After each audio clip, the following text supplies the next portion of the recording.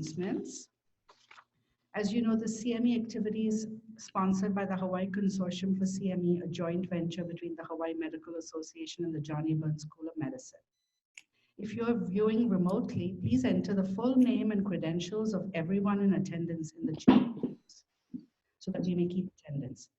Evaluation forms were distributed and your comments are very important to the committee, so please do turn them in. If you're viewing remotely, our evaluation is on the website, or you can follow the link in the chat box. As you know, all sponsors of CME are required to execute a conflict of interest policy. Dr. Hall has disclosed that he has no relationship with commercial supporters. So it's my great pleasure to introduce Dr. James Hall. He's an internationally recognized audiologist with 40 years of clinical teaching, research, and administrative experience. He received his master's degree in speech pathology from Northwestern and his PhD in audiology from Baylor College of Medicine. During his career, he has held clinical and academic audiology positions at major medical centers. He's the recipient of numerous professional awards and honors, and the author of over 190 peer-reviewed publications, invited articles, book chapters, and 10 textbooks. He's the director of the Speech Pathology and Audiology program at the University of Hawaii. So welcome, Dr. Hall, and thank you so much for Zooming in with us. Well, thank you for that introduction. It's a pleasure to give this lecture to you, at least virtually. I'm not in Hawaii as I intended to, partly because I contracted the flu, the influenza 2 weeks ago. That went into pneumonia, first time I've ever had it. I hope to never have it again. And at that point, I was told I couldn't travel. And then as that process unfolded, of course, COVID-19 continued to expand. So it would not have been a good idea for me to travel to Hawaii. So we're separated by 4,693 miles approximately. I'm in northeastern Florida, St. Augustine, Florida. But I'm hoping you can hear me clearly. And I want to talk to you about a topic that I hope will be of interest to you. It's definitely of interest to me. And very slowly, more and more audiologists are beginning to become interested in this topic.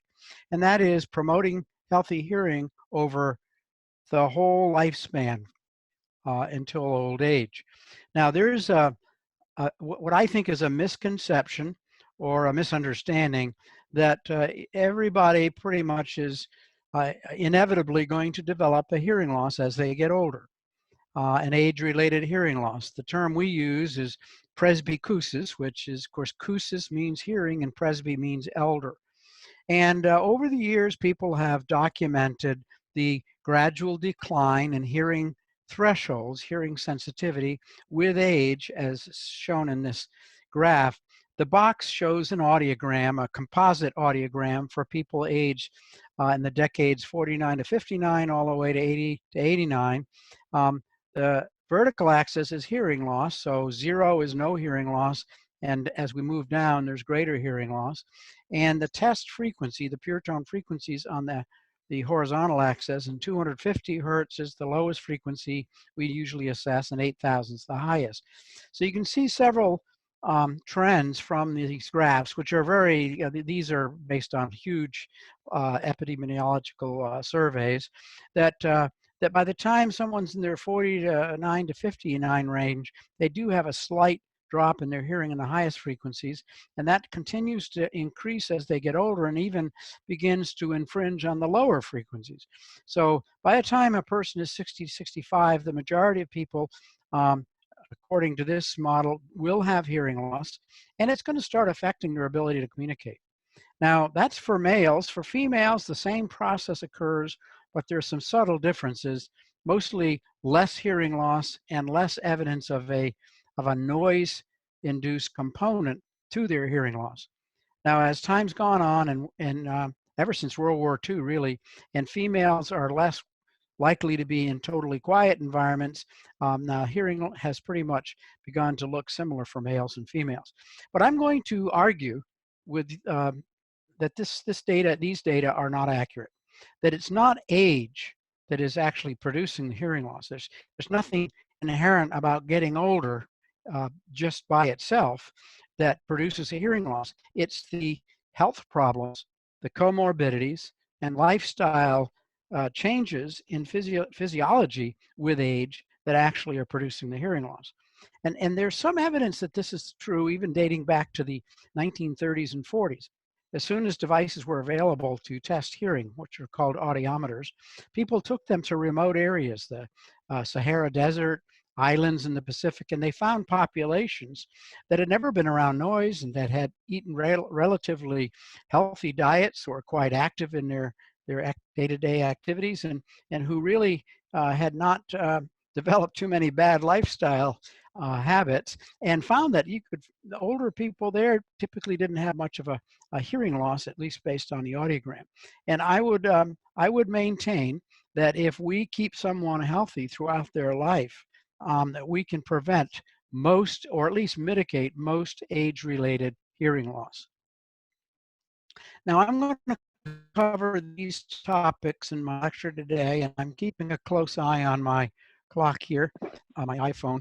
So we will wrap up a little before 1 hour, and perhaps there'll be time for a question or two.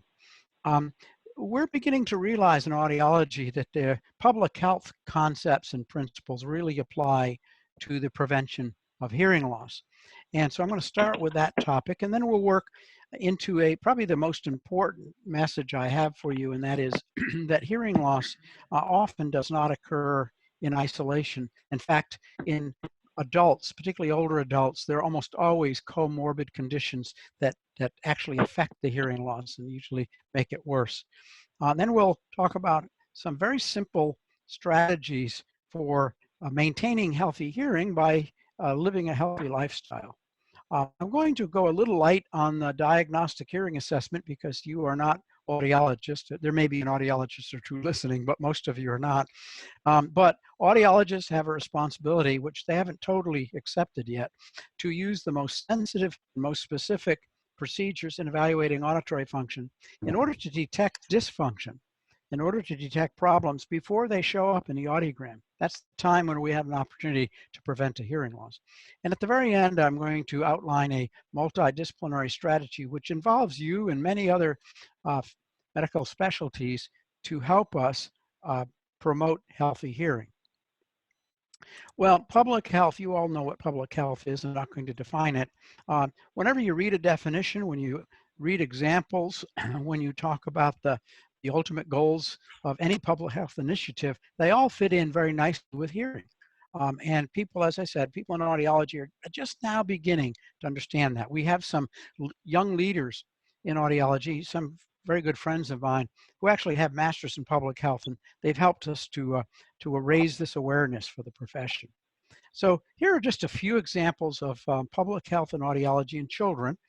Well, probably the best example is the introduction back around year 2000 of universal hearing screening throughout the United States. Actually, Hawaii was one of the first states that had a universal hearing screening program back in the early 1980s, late 1990s. Another example, of course, the goal there is to intervene for permanent hearing loss within the first 6 months after a child's born, essentially limiting any impact the hearing loss will have on the child's communication or education. Another is reducing incidence of ear infections. You know, ear infections are the #1 reason that children go to see pediatricians, and they've always been considered pretty much unavoidable. That children are gonna have a lot of them, and it's gonna be $1 billion a year health problem. But now we know there are many risk factors for ear infections, and there are definitely ways to reduce the prevalence of ear infections and their impact on children.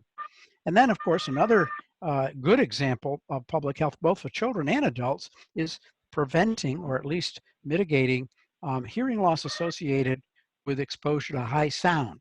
And I say sound, not noise, because very often the culprit is not noise, it's music. And of course, we think of that with adults. We think of that with people who work in loud industrial settings. But we're now realizing, and there's some excellent articles in the Journal of the American Medical Association within the last 10 years, that the prevalence of hearing loss in teenagers is going up and up and up. And the main problem is listening to loud sound, particularly music. Now, there are more examples even of public health and audiology in adults. Of course, what I just mentioned is probably the biggest example. You know, theoretically, almost all hearing loss in adults could be eliminated. by protecting the ears from noise, from eliminating noise in the environment, and from using substances that are otoprotective, that actually reduce the damage to the ear caused by noise and also by certain drugs. These substances include micronutrients, antioxidants, etc.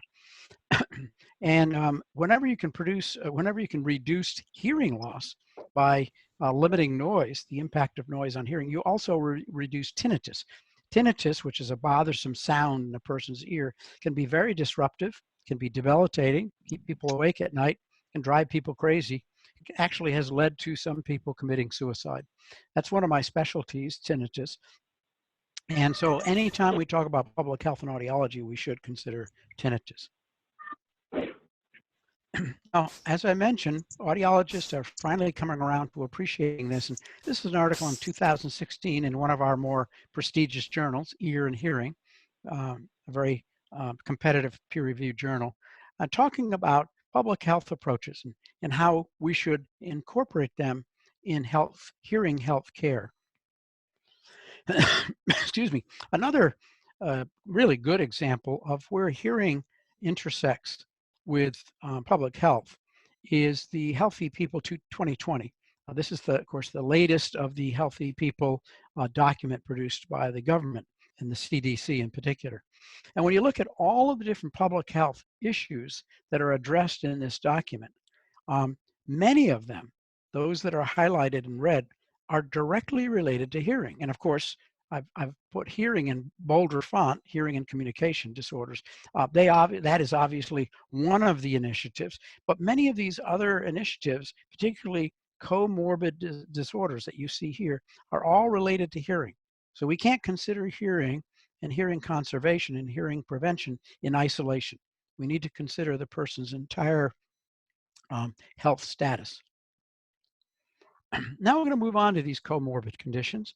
And this, I might add that in my 40 plus years of audiology, we didn't even use the word comorbid conditions for the first 30 or so years.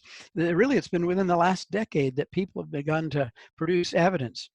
And now from systematic reviews and from meta-analyses, evidence that there are certain disorders that are closely linked to hearing loss. And treating the disorders will reduce the hearing loss. And in some cases, treating the hearing loss will actually reduce the comorbid condition. So let's get into some of those examples. This is some data from two colleagues and friends of mine, Ian Windmill, Barry Freeman, who are actually publishing a few papers together on this. And these are all Medicare data. So the age is for these patients is 65 years and older. And you can see it's over 1 million patients. And these are basically comorbid disorders that were in the history or actually in the insurance records for older patients coming to see an audiologist. So presumably somebody was concerned about their hearing. That's why they're coming to see the audiologist. But their records show that they have these comorbid disorders. Hypertension's right up there, and not just hypertension as a cardiovascular risk factor, heart failure, stroke, and others. I will be coughing from time to time, unfortunately. You can see some others you may not have been aware of. Rheumatoid arthritis is definitely a comorbid condition. And then I'm going to go down the list to diabetes. It's the fifth one over. 29% of all the patients coming to see an audiologist reported diabetes. And then as we get further out on the list, you'll see some that are actually kind of linked together. For example, Alzheimer's, dementia, is clearly one of the comorbid disorders. And that actually goes along with a few of the others, such as depression or psychotic disorders. So I'm going to quickly run through some of the literature just to kind of prove my point, really just to make sure that you understand that what I'm saying is evidence-based. This is one of the more recent review articles saying, you know, adults with hearing loss have other disorders. So which ones are most closely related to hearing impairment? And this is actually from the Netherlands. This is a worldwide initiative, and this is 2014. And they, in 1,900 adults, you can see the list, it's hard to read, but there's 27 potential comorbid conditions. And they found that poor hearing was most associated with diabetes and arthritis. And we're going to pick up on that theme of diabetes. Diabetes, if I had to list one comorbid condition for hearing loss in older people, it would be diabetes. So any patient that comes to see an audiologist who is diabetic, or I should say any patient that comes to see you or a physician and has diabetes should get a hearing test. And any patient that comes to see an audiologist, we should ask about diabetes, and we should work with the physicians to help them with the diabetes and with their hearing. And of course, the statistics and the prevalence of diabetes are going sky high. We don't know what they are for 2020, but as my arrow indicates, we can be quite sure there'll be another jump in the prevalence of diabetes. There is no question, absolutely no question, that type 2 diabetes increases the risk of hearing loss. And the longer somebody has diabetes, the more likely they have a hearing loss, and the more likely that hearing loss is to be severe. This is a study from Harvard and Vanderbilt, and it's unequivocal. It's a large number, and it's all women, but the same results hold true for men. Here's another study. This one's from Brazil, quite recent, 2018. Again, showing the association between diabetes, hearing loss, and in this case also hypertension. I've not talked for an hour since I had my pneumonia, so this is a challenge. Another study, quite recent, from England, again showing that there's a direct link between diabetes and the prevalence of hearing loss, and it's quite significant. So there's now a group in audiology called the Audiology Project to begin bringing awareness of this relationship, diabetes to hearing, not just in the public, but actually in audiologists, and trying to educate all of us that we need to consider these as very closely linked comorbid conditions. Well, now we'll move on to a few other comorbid conditions. I mentioned arthritis already, but that bar graph showed that rheumatoid arthritis was right up there in the top 3 or 4 comorbid conditions. And here's a review from 2016 confirming that there is a link. This was over 18,000 RA subjects, over 73,000 control subjects, showing that there was a connection. Now, the connection between rheumatoid arthritis and hearing is not, the mechanism is not entirely clear. There may be cardiovascular circulation issues. There may be inflammation issues. There may even be connection between the drugs used to treat rheumatoid arthritis or to manage it and hearing. But in any event, any patient with rheumatoid arthritis is at risk for hearing loss. And any physician should be sending these patients to an audiologist. Any patients coming to an audiologist should be recognized by the audiologist as being at risk if they have rheumatoid arthritis. Now we have chronic obstructive pulmonary disease, another connection. And the research on this is a meta-analysis and a systematic review, so it's quite extensive. Numerous studies have led to the same conclusion, that COPD is associated with decreased hearing. Kidney disease, chronic kidney disease. You know, when I think of kidney function and hearing, I think of ototoxic drugs, and their effect on the cochlea, the inner ears, is much greater in someone who has compromised kidney function. But these are older subjects with chronic kidney disease, adults, and the hearing loss is directly related to the extent of the kidney disease. And now we get, get to a topic that's probably been studied more than any of the others, even diabetes, and that is cognition and cognitive impairment. Now, this study by Frank Lin is an otolaryngology researcher at Johns Hopkins. When he published this paper in 2011, it created quite a stir. And I remember traveling, lecturing in Australia. I was out in Perth, Australia, actually, around the time that this paper had come out, just about maybe 6 months later. And they actually were having a little seminar on this issue of cognition and hearing, and they're quite critical that perhaps the link wasn't as strong as Franklin had suggested.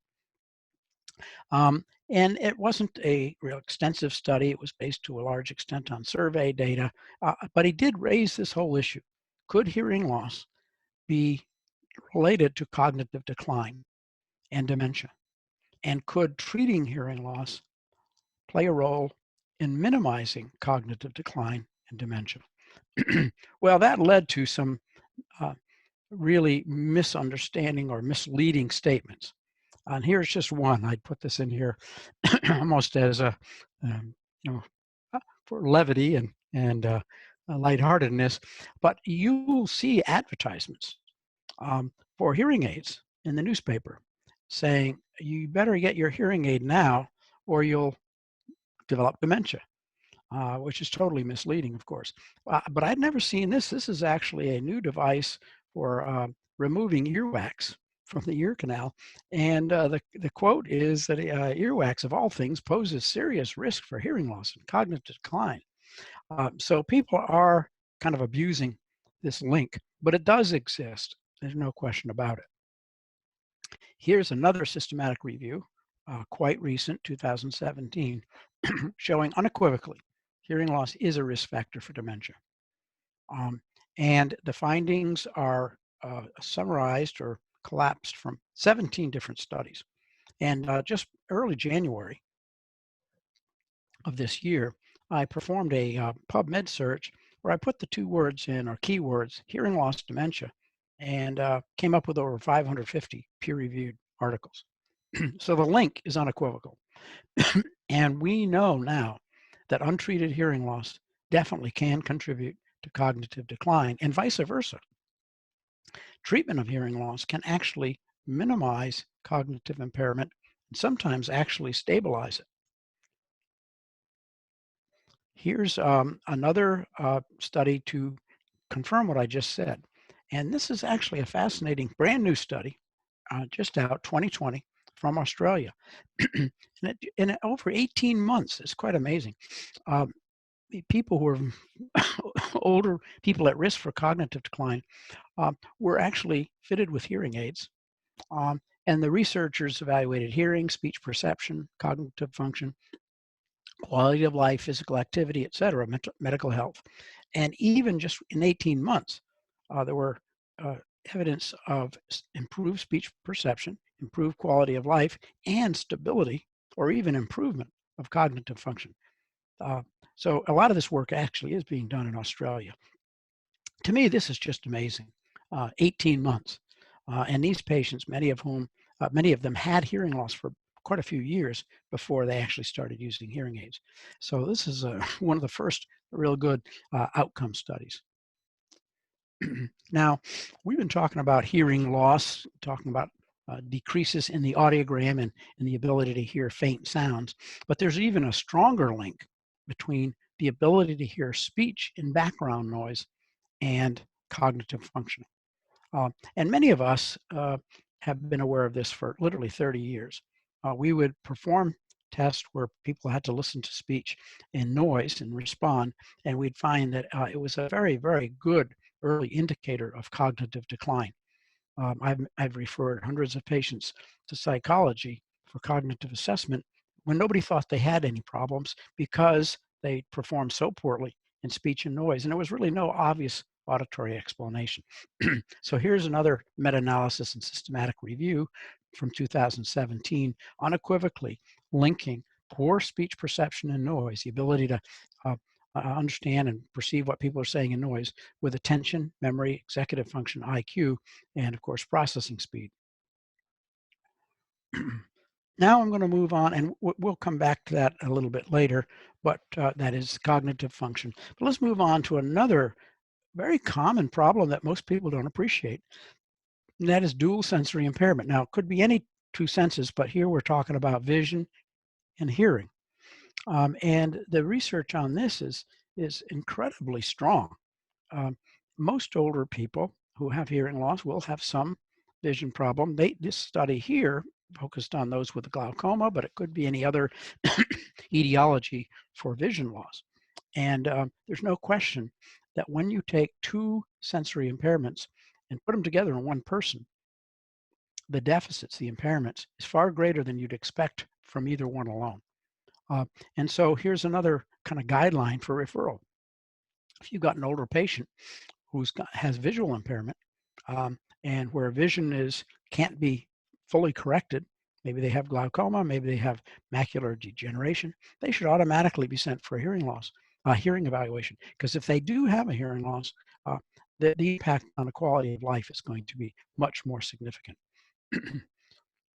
Now, not only does dual sensory impairment affect, this is a duplicate here, not only does dual sensory impairment affect a person's overall everyday ability to function, it actually has a big impact on their mental health.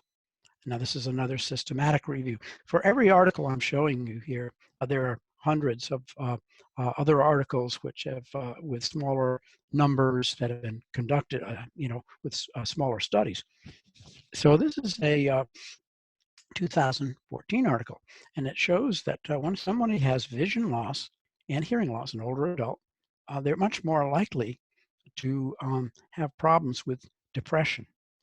And this is becoming very, very obvious. So when you get into a skilled nursing facility, a nursing home, this is a very common combination, vision and hearing loss. Now, the vision deficit may be documented, but the hearing loss very often isn't, and it's not being treated. And so this is a significant combination of deficits leading to depression. Okay, now we're going to move into a more positive and preemptive, looking forward strategy for dealing with hearing, and that is healthy living.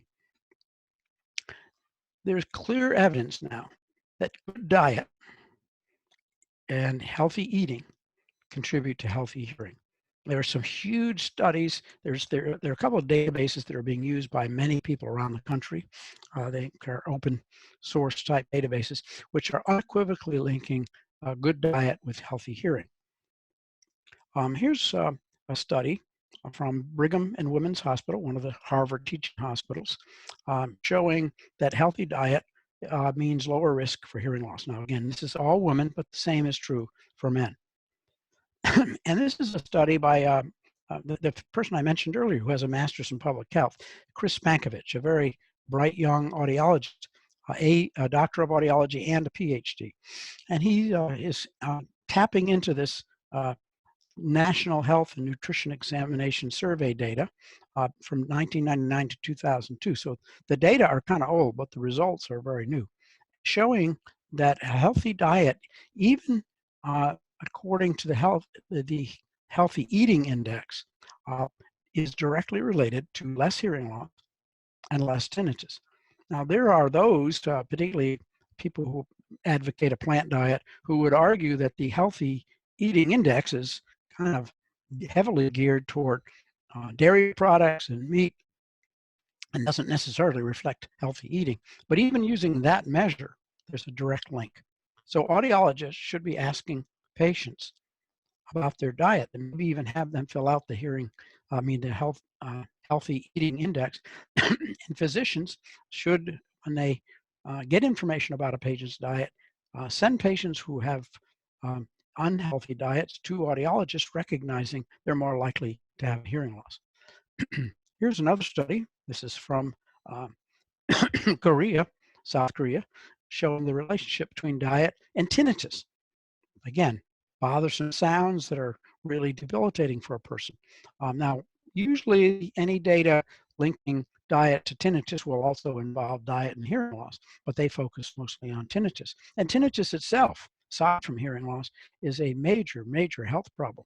I think it's the #1 compensated problem, a health problem in veterans, for example.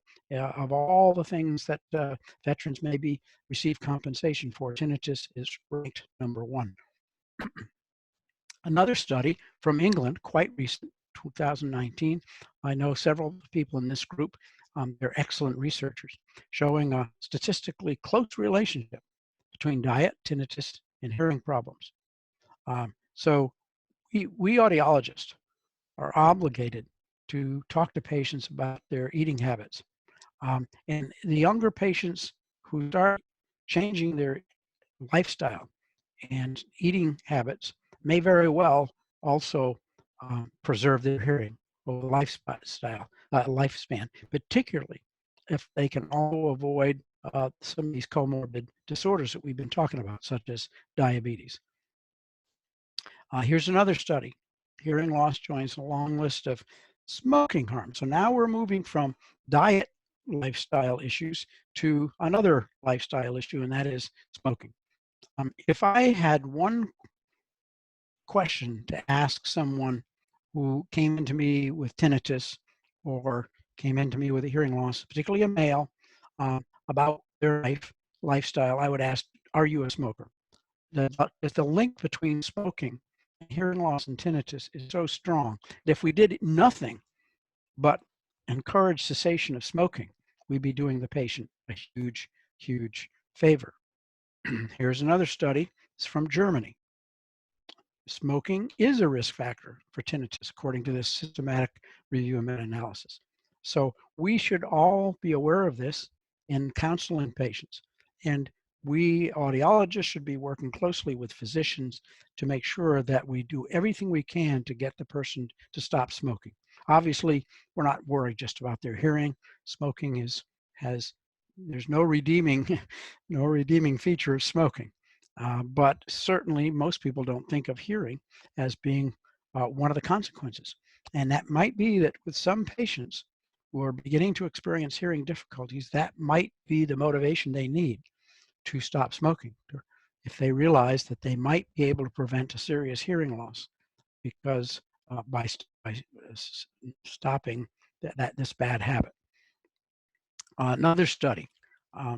Effect of smoking on hearing status. Another recent study, another study that shows this very, very close correlation. Okay, so now let's shift gears. A patient comes in to me or to any audiologist. How should we evaluate them? In addition to getting a very thorough medical history, I'd prefer actually to request from the patient's primary care physician their complete medical records. Because I want to know everything I can about that person's health. I certainly am going to be looking for the comorbid disorders, and I'm going to be asking them questions about lifestyle, eating, smoking, exercise, etc. But then it's my responsibility to evaluate the auditory system in a way that will detect any problem that might exist. If I rely entirely on the audiogram, the simple hearing test, I'm not actually doing my job. The audiogram, in audiology, the audiogram is just up on a pedestal. It's the oldest of the hearing tests. Audiologists, and the data show this, that if you look at the Medicare data, for example, which procedures, which audiological procedures are audiologists using when an older patient comes into their clinic, the audiograms ranked 100%. All patients get an audiogram. And some of the tests that should be used are not being used much at all. And we have far too much confidence in the pure tone audiogram. It comes in different forms. I use the form in the middle where the ears are separate, but there's some advantages to that. But basically, it's a graph showing hearing thresholds, the faintest pure tone that a person can hear, as a function of the different pure tone frequencies. And any hearing from 0 dB, or actually -10, statistically, some people have better than average hearing. So any threshold, hearing threshold from -10 to about 20 is considered normal. But that's far too lax. There's all kinds of problems with using the audiogram as our basic measure of hearing. Number one, it's measuring the simplest of all auditory functions, detecting a the most simple sound, a sinusoid, a pure tone, in quiet. We just don't do that in everyday life. It's just a very simple task that doesn't tap into auditory function. And then, of course, we can hear sounds, at least the young normal ear can hear sounds from 20 hertz all the way up to 20,000. Now, in the elderly person or even anyone over the age of 50, we're usually limited to hearing up to about 8,000 or 9,000 hertz. But nonetheless, we are only sampling 8 frequencies out of all of that range. It's crazy. It's the tiniest little sliver of auditory function that we're actually measuring. And I calculated it's literally 0.0004% of the range of hearing. So there are 2 good reasons why the audiogram is totally inadequate. It's measuring a simple sound in quiet, detection of a simple sound, which really has nothing to do with our functioning in communication, hearing, speech, and we're not even doing that thoroughly. And then the research clearly shows that hearing loss on an audiogram has very little relationship or correlation to what people complain about. So people with relatively good-looking audiograms sometimes have horrible problems communicating. And other people who have quite a bit of hearing loss actually get along very well. There's so many factors that can influence this test result. So I'm on this mission, this crusade to get the audiogram off the pedestal, because nothing against the audiogram, but the problem is there are many other tests that give us more information, and they should be considered as equally important. So I have this concept that I've been lecturing on this for about 10 years, that we should consider the value that we get from each test before we either decide to use it in our assessment or we don't use it. And I won't get into this in detail with you because it's really not appropriate. It's beyond what you would be interested in or what you would do in your clinic. But I've highlighted what we really need to do. We need to pick tests in our test battery for every patient. Each patient's different, that are highly sensitive to the kind of auditory dysfunction we suspect the patient might have, and they give us information on exactly where in the auditory system that problem is. And of course, the audiogram doesn't meet either of those criteria. One test that's not used very much, and it's been around since the 1950s, or there are many tests that have been around since the 1950s, of speech perception and noise. We should be using it. You can find these tests on the audiometers we now use. There are dozens and dozens of them. We can bill for them. It's a shame that we're not using them, because the research now coming out, and actually some research that dates back many, many years, shows that almost every patient who has any kind of problem at all in the auditory system, and even some who have problems, cognitive deficits that are impairing their ability to hear, will have problems when they try to listen to speech and background noise. It's a very demanding task that really reflects real world difficulties. So every audiologist should be evaluating speech perception noise every time they evaluate a patient. There are 2 other tests that are very quick, very easy. I've written textbooks on both of them. One is what we call oral emittance measurements. And without going into detail, these are measurements of middle ear function. Tympanometry is how well the middle ear system moves as we change air pressure in the ear canal. And the acoustic reflex is a sonomotor reflex, kind of like the brainstem reflexes that you're familiar with. We put sound in the ear and we record contraction, or the impact of the contraction of a tiny muscle in the middle ear space, the stapedius muscle. It's the most sensitive measure of middle ear function, and acoustic reflexes give us sensitive information on the whole entire auditory system up through the brainstem. Otoacoustic emissions, shown on the right in a baby, are a very, very sensitive measure of how the inner ear is working. So any patient with tinnitus, any patient who's a smoker, any patient with diabetes might very well have abnormal sounds produced by the ear, otoacoustic emissions, even though their audiogram looks normal. So tympanometry and reflexes evaluate the middle ear, but also the acoustic reflexes evaluate the auditory nerve and parts of the brainstem. And then the otoacoustic emissions are the most sensitive measure of the most delicate metabolic cells in the inner ear. They're called outer hair cells. So with otoacoustic emissions, we can detect problems long before they show up in the audiogram. So these are 2 procedures that have been around, well, tympanometry since 1970, otoacoustic emissions since the early 1990s. There's equipment for them, FDA approved. All audiologists should be using them in each and every patient. Okay, I'm keeping an eye on the clock here. Excuse me, and that brings us to on the concept of all of us, physicians and audiologists, and other other health professionals, all combining our efforts and our resources to prevent hearing loss over the lifespan. This is a topic that, again, is getting a little traction now. This is another study, recent study within the last 5 years, showing that if you take a multidisciplinary approach, where you're not just working in isolation, it's just not audiologist thinking about the person's hearing and a physician thinking about, say, their diabetes or the patient's cardiovascular disease, but we think about the patient in the context of comorbid conditions, then the patient's outcome will be better. And I contend that we not only can help a person deal with the hearing loss they have, but if we start this process when the person is in their midlife, 30, 40, 50, we can prevent them from ever having debilitating hearing loss. So here's one of the more recent articles. This is from Australia and Switzerland. This is, again, an international initiative that really documents what I just said, that multidisciplinary management of patients results in better outcome. Here's another study, again from Australia. Australia has a very strong audiology community, 3 or 4 universities with top-notch PhD programs. The National Acoustic Laboratory, funded by the Australian government, has produced incredible research in all areas of hearing. And, excuse me, they work very collaboratively. I've been to all of these places, Brisbane, where University of Queensland is, and of course Sydney. And they're developing a chronic care model and a way of helping patients manage themselves with the help of physicians and audiologists. So a good example of that would be, I've got a patient. I recognize they have diabetes. I find out that they're smoking.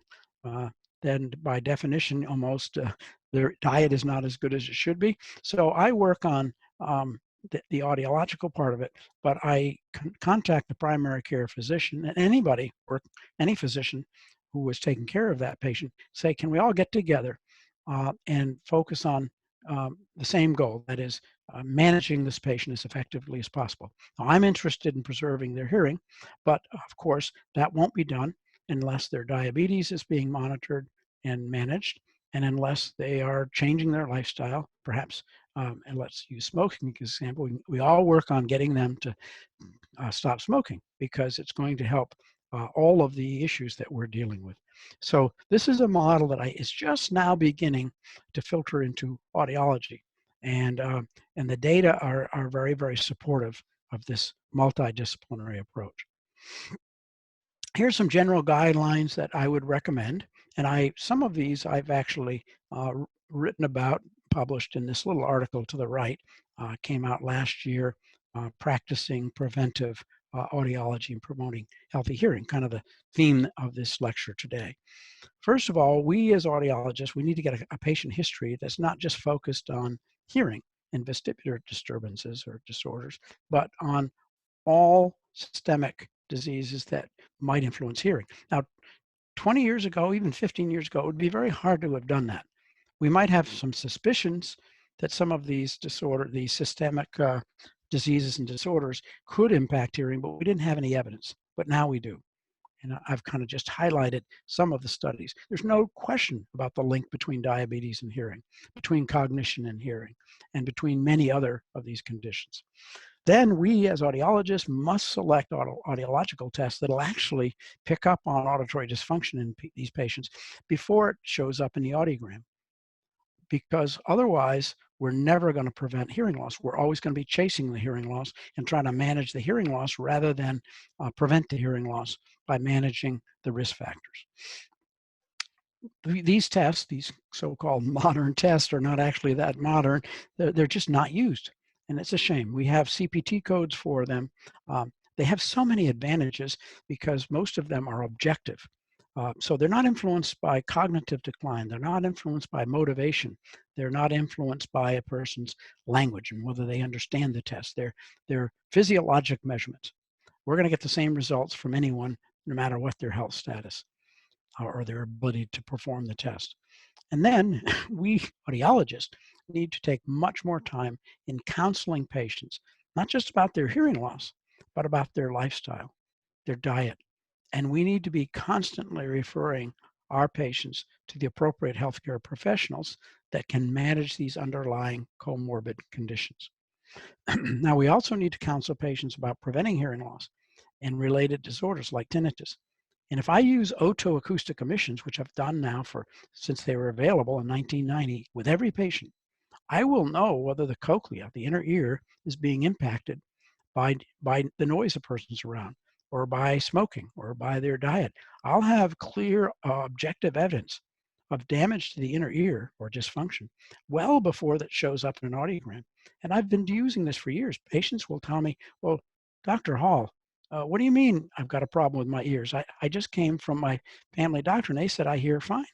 And I said, well, you know, we use very sensitive tests that detect problems that are very hard to detect by just a typical examination.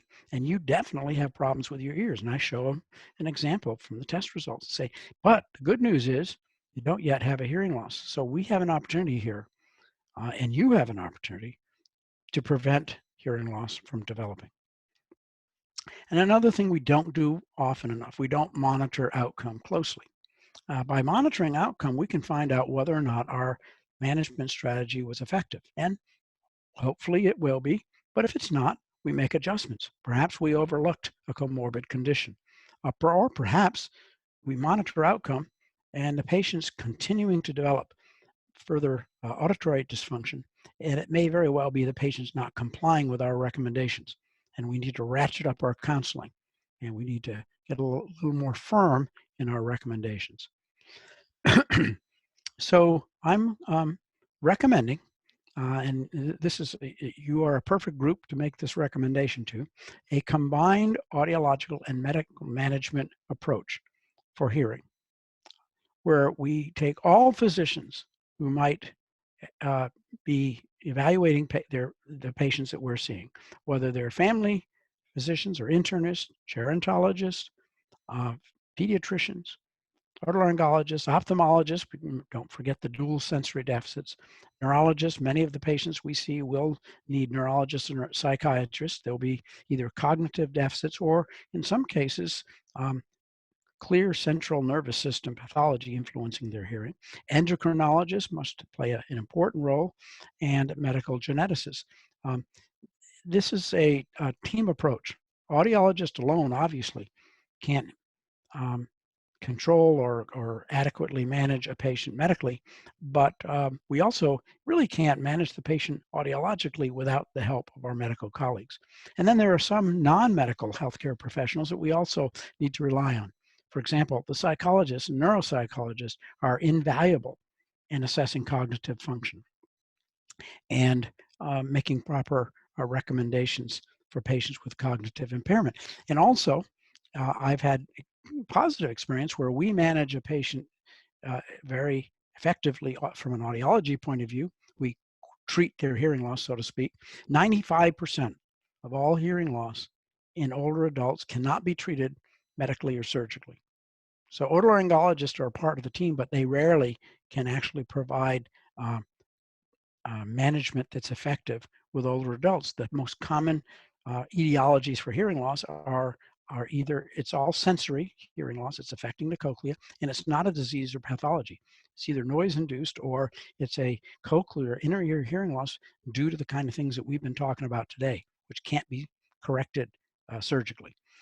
Speech pathologists can be very helpful in some patients, and of course, counselors, and every now and then some physical therapists as well.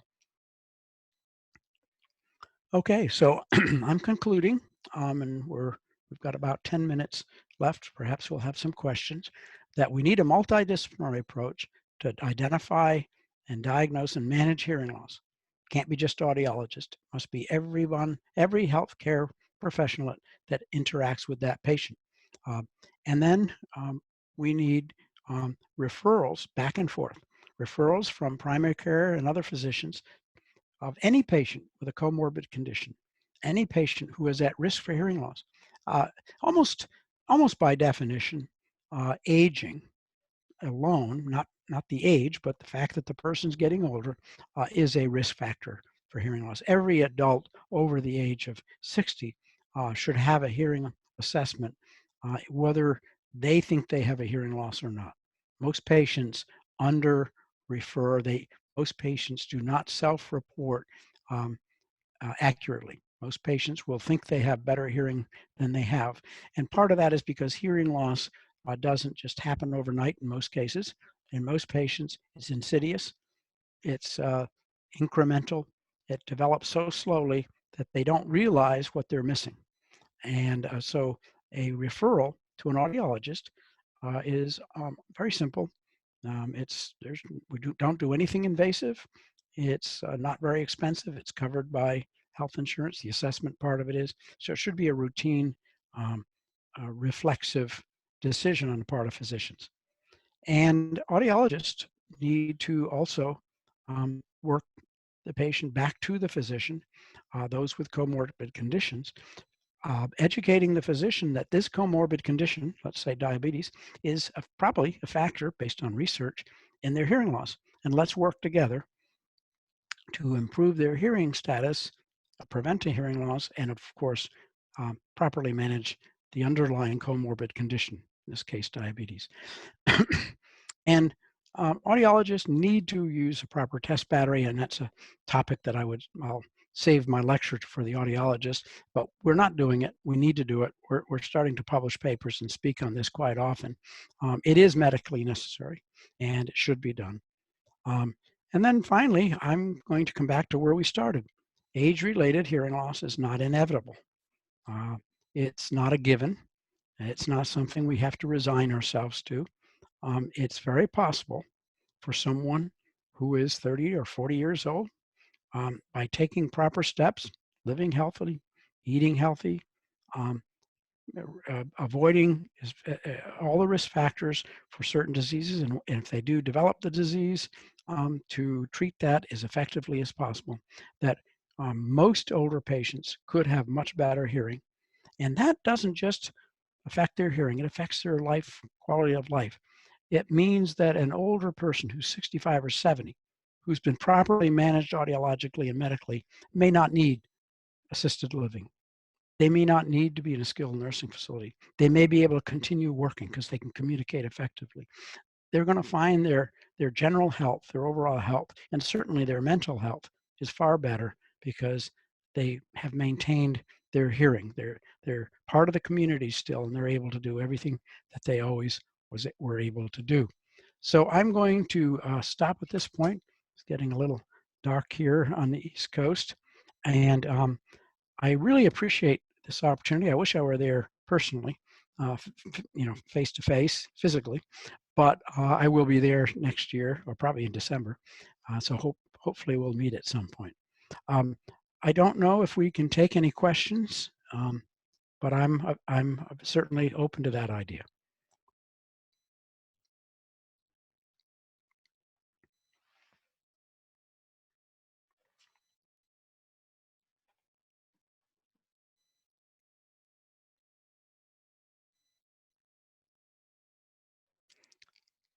Can everyone hear me?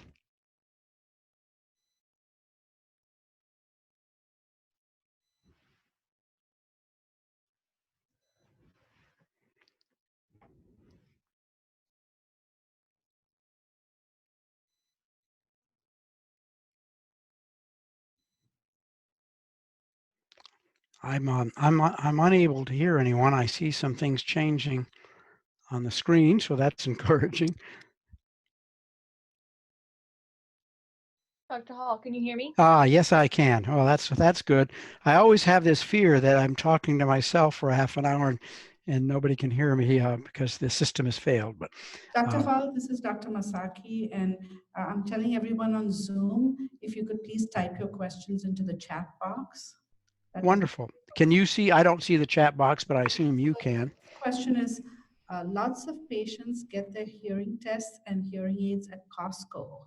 What do you think about that? Oh boy, that is a big issue to discuss.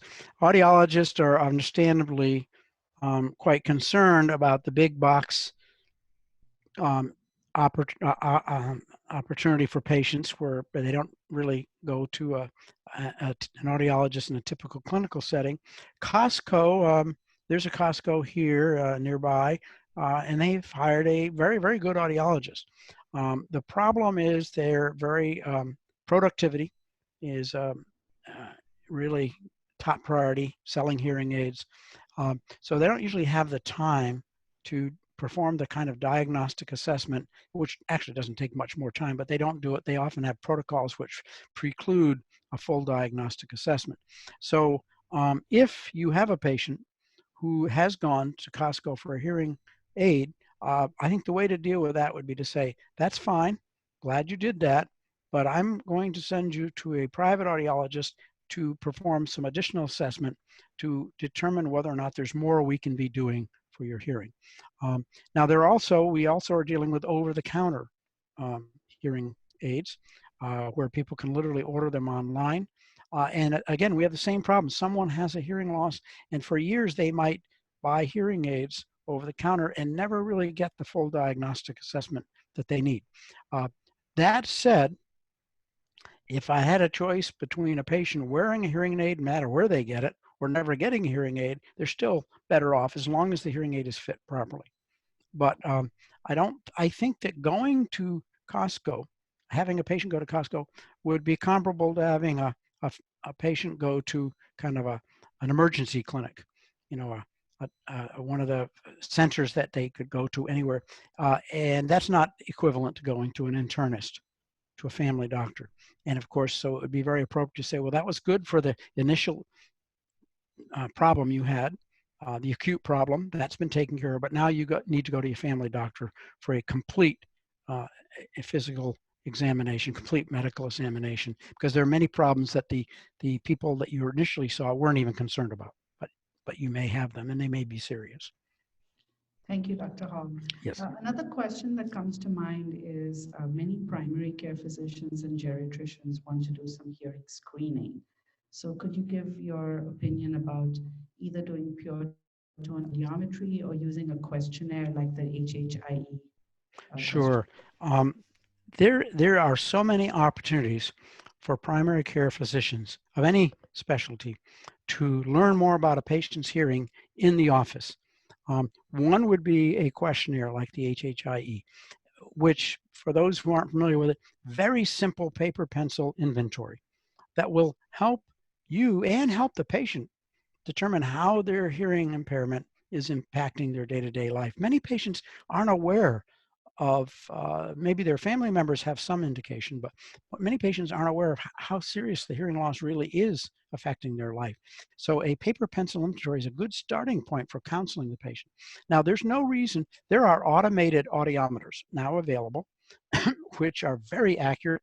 Actually, research shows they sometimes do a better job than audiologists evaluating patients. They can be used with patients from school age all the way up to older patients. They pick up problems with reliability, et cetera. There's no reason why a large group of physicians seeing older patients, whether they're internists or whatever the specialty, could not have an automated audiometer so that every patient that came into their clinic who was at risk for hearing loss actually got a very thorough audiogram. Otoacoustic emissions devices that I mentioned are very much, we use them for newborn hearing screening. They're automated. I could teach any of you to use an OAE device in a matter of 15 minutes, and you would be able to get the same results that anybody would in an audiology clinic. So if I were advising a group of physicians, I'd say get an automated audiometer, and I would be happy to advise any of you, get an OAE device. And with some of these audiometers, you can actually even do speech audiometry. So you could do a simple audiologic assessment right in the office. I wouldn't say that's going to eliminate the need for an audiologist, but it would help you sort out who needs to be sent to the audiologist and who doesn't. And it would certainly convince the patient that they need to be going on to see an audiologist. And you can bill for these. There are CPT codes, so it would be very feasible to implement that type of hearing screening in a physician's office or in a skilled nursing facility, any place where there might be patients with hearing loss. What is the cost of that machine? I'd have to get back to you. There are I think 2 companies in the United States, one in South Africa, that make them. I will send that to you. We are getting one at the, I say we, even though I'm not right there physically, in the Department of Communicative Sciences and Disorders clinic, right in, at the University of Hawaii. But I think you're looking at probably $7,000 to $8,000. Some of the systems are actually, if you already have a basic audiometer, you can add the software option for automation. But if you don't have any audiometer, these can all be used as manual audiometers. But you could, and of course, you can bill for audiologic assessment. There's some dispute as to whether or not you can bill for an automated device. But usually, if you read results, that is, you interpret them in the context of other test results, you can bill for. But I'll provide that information to you. There's a couple of excellent systems. They're validated. There's a lot of articles, peer-reviewed literature confirming that these systems work. Thank you so much. I think we've run out of time. Thank you again, Dr. Hall. We really appreciate you doing this by Zoom, particularly since you're just getting over your illness. Please get well soon. And thank you for the audience for Zooming in. I also wanted to thank Dr. Henry Liu of the Communication Speech Disorders Department of the University of Hawaii for referring Dr. Hall to us. Well, thank you. It's been a pleasure, and I hope to meet you all someday when I'm actually in Hawaii. Thank you very much, and I'll sign off. It's 7:30 at night here, so time to go to dinner. Okay, Thank you. good night. Thank you so much. You're welcome.